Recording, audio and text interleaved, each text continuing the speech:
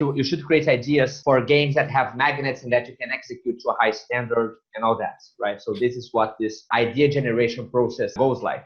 So you start with a bunch of ideas. So this is one game right here.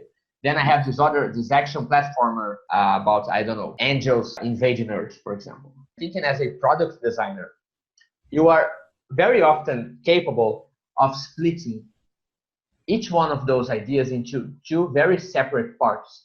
One is the theme, and the other one is the mechanics. I will create two separate columns for them. So I will have like a column for my favorite things, and very often here is where the magnets are on how you are theming stuff. And here are the mechanics. And what's interesting when you do it this way is that sometimes you realize things like, for example, okay, this idea, it's awesome. Like this one, like angels invading Earth. I can imagine a poster for this that will be really attractive. It can have like a pretty good BoJack head and some landmark of marketing is going on.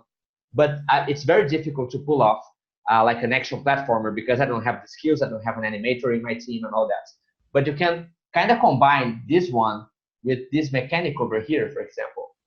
And you say, oh, actually, it's possible to have like a more, like making a strategy game that's about angels invading Earth and you have to fight angels.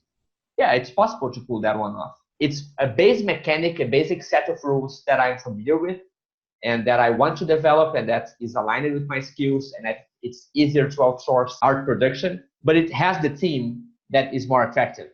So you are able to recombine stuff, and sometimes the best ideas will come from this process of maybe combining things that you didn't think would go well together when you originally conceived them.